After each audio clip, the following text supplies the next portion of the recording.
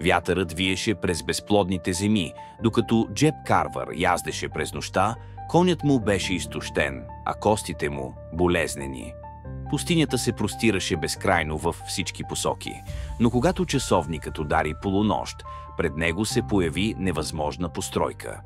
Салон, стоящ самотен в прахта, с дървена табела, която се люлееше на вятъра, а върху нея бе издълбано име „Среднощният салон“. Светлината вътре примигваше примамливо, убежище от ледената нощ. Джеб се поколеба, инстинктите му шепнеха за опасност, но жаждата в гърлото му бе по-силна. Вратите изкърцаха, когато пристъпи вътре, и в мига, в който се затвориха зад него, по гърба му премина ледена тръпка. Вътре въздухът миришеше на старо уиски и отдавнашни съжаления. Барманът с хлътнали очи го поздрави с бавно кимване. Питие? Джеб седна на бара. Бутушите му тежко стъпиха върху изкривените дъски. Уискито изгаряше гърлото му, но топлината, която носеше, бе измамна. Клиентите мълчаха, наблюдавайки го от ъглите на стаята, лицата им обвити в неестествени сенки. Когато утоли жаждата си, опита да излезе, но вратите не помръднаха. Обърна се, готов да поиска обяснение, но нещо в изражението на бармана го накара да затаи дъх. „Добре дошли, Гин Карвър. Останете малко“. Кожата на Джеб настръхна. „Как знаеш името ми?“ Барманът само се усмихна и наля още едно питие. Джеб удари с юмруци по вратите, но те не помръднаха. Салонът вече не беше убежище, беше капан.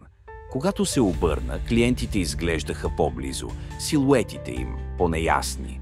Барманът му наля още едно питие. „Всяка нощ тук има своята цена, страннико. Година от живота ти, в замяна на подслон.“ Джеб се изсмя горчиво.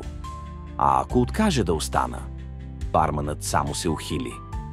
„Опитай.“ Джеб отново се втурна към вратата, но невидима сила го отблъсна. Той беше в капан до сутринта. Кълнейки се под носа си, пресуши още едно уиски. Стаята потъмня в краищата на зрението му, огромна умора натежа върху гърдите му. Бореше се да остане буден, но сънят го погълна. Когато се събуди, салонът го нямаше. Лежеше в прахта, а конят му пасеше наблизо. Но когато се изправи, коленете му се подгънаха, мускулите му пламнаха от болка. Чувстваше се по-стар, по-слаб. Дишането му беше тежко. 1 година. Цената беше истинска. Решен да се освободи от проклятието, той язди с всички сили през пустинята. Но когато часовникът удари полунощ, салонът отново се появи, стоящ точно пред него. Джеб дръпна юздите, но конят му отказа да се подчинява. Като че ли воден от невидима сила, той слезе и отново влезе вътре. Барманът го очакваше с чаша в ръка. „Добре дошъл обратно.“ Джеб се закле, че няма да се върне, но когато слънцето отново залезе, тялото му го предаде.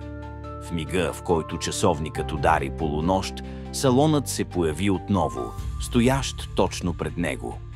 Краката му го понесоха напред против волята му, привлечени от нещо невидимо. Вътре барманът го посрещна с позната, знаеща усмивка. Клиентите в салона се раздвижиха по местата си, лицата им вече не бяха просто сенки. Сърцето на Джеб застина. Той ги познаваше. Мъже и жени, които бе пресрещнал в миналото си. Кумарджия, когото беше измамил в Абилин. Ловец на глави, когото бе застрелял в гръб. Жена, чието име отдавна бе забравил, но чието очи сега горяха от обвинение. Стъклото с уиски потрепери в ръката му. „Това някаква шега ли е?“ Барманът поклати глава. „Възмездие.“ Джеб се завъртя, но вратите вече бяха запечатани. Комарджията се наведе напред, усмивката му бе куха, безрадостна. „Мислеше ли, че никога няма да платиш за стореното?“ Пръстите на Джеб потръпнаха към кобура му, но когато се пресегна, револверът му липсваше. Барманът поклати глава. „Тук няма оръжия. Сама истина.“ Ловецът на глави вдигна чашата си.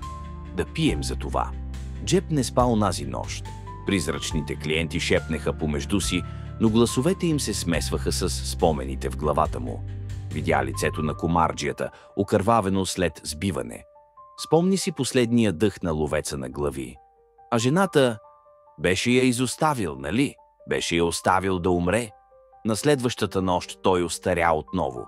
Ръцете му трепереха, дишането му стана плитко. А сега духовете му говореха директно.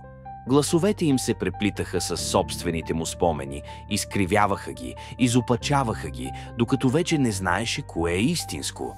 Опита да се пребори с тях, впивайки пръсти в бара за опора, но спомените бяха безмилостни.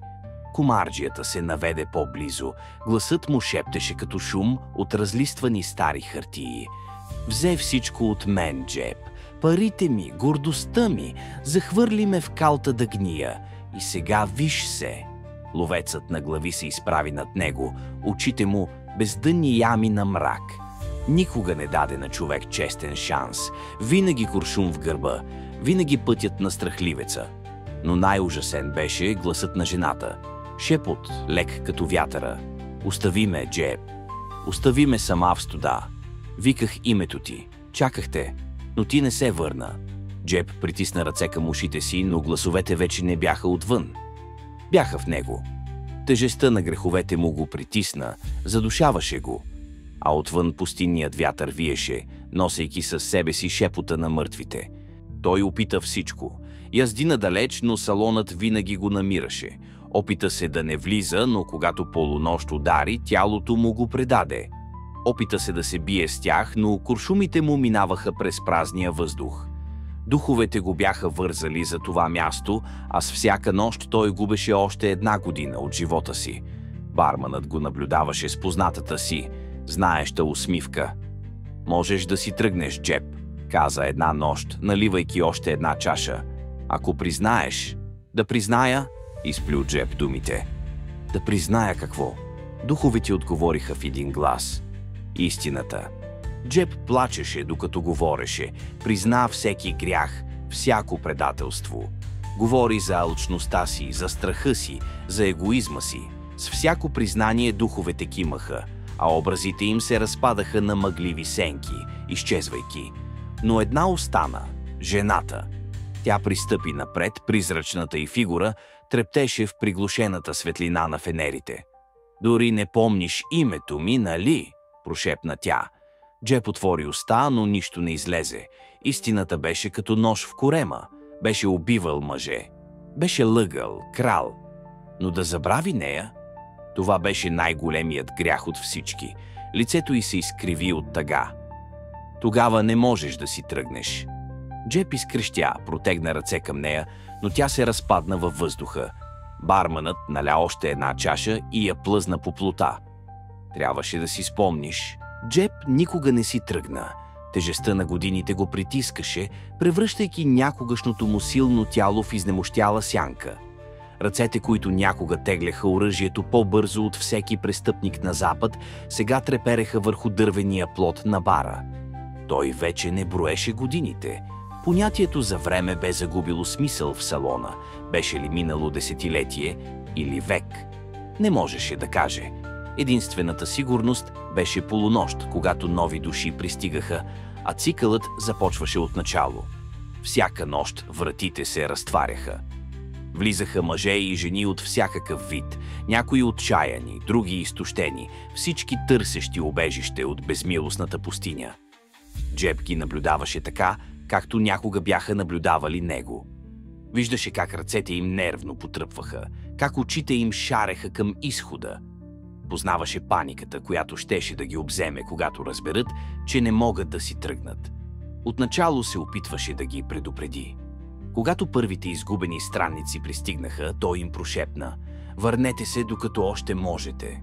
Но барманът само се усмихваше. В мига, в който отпиеха от питието, беше твърде късно.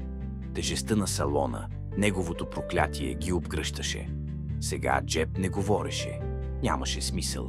Всеки мъж, който сядаше на бара, беше обречен. Всяка жена, търсеща подслон, се превръщаше в призрак в очакване. Той разбираше сега защо останалите го бяха наблюдавали в мълчание, когато за пръв път пристъпи вътре. Те бяха видели в него своето минало, а сега той виждаше своето в лицата на всеки новодошъл. Той вече беше част от салона. Вечният клиент. Барманът напълни отново чашата му.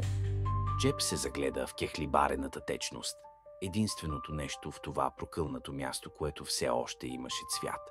Цената беше платена, промълви барманът. Джеб вдигна чашата към устните си. Дълбоко в себе си нещо крещеше. Част от него все още искаше да се бори, да избяга. Но салонът беше издълбал празнота в душата му. Напитката изгори гърлото му, но той едва я усети. Вратите отново се разтвориха. Нов пътник, по-млад мъж, с диви и изплашени очи, с лице, в което се четеше отчаяние.